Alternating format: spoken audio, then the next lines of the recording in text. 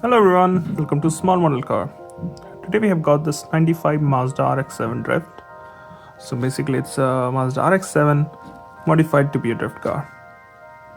It's by Hot Wheels. Let's open it up and see how does it look. So here's the RX-7 out of its box. First thing you will notice is this crazy paint job on it and the white wheels. They don't look bad, especially for a drift car. If we talk about details, you can see the Mazda bit up front. So the badge is there. You can flip up headlamps, so again, they're just closed right now. I think they tried to mimic carbon fiber here. I'm not sure how accurate it is. Misses out on both the mirrors, no windshield wipers. I think it's based on the older RX-7 casting, that's why.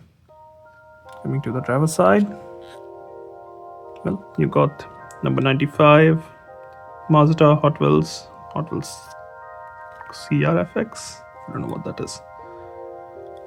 Also got this vent here. Looks like turn indicator, but that's not detailed.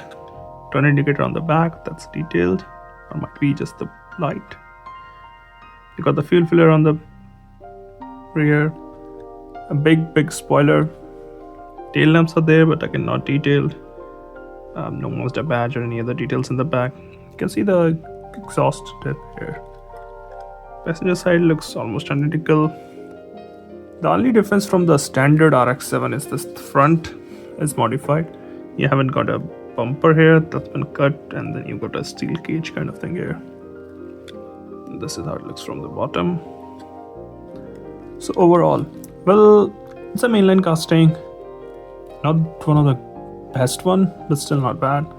And if you have the original RX-7 in your collection, this will go good with that.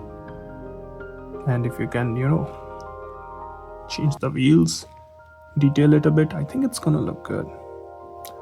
Maybe I will try it if I have time, change the wheels and see how does it look. Well, those are my thoughts. Thank you for watching. Have a good day.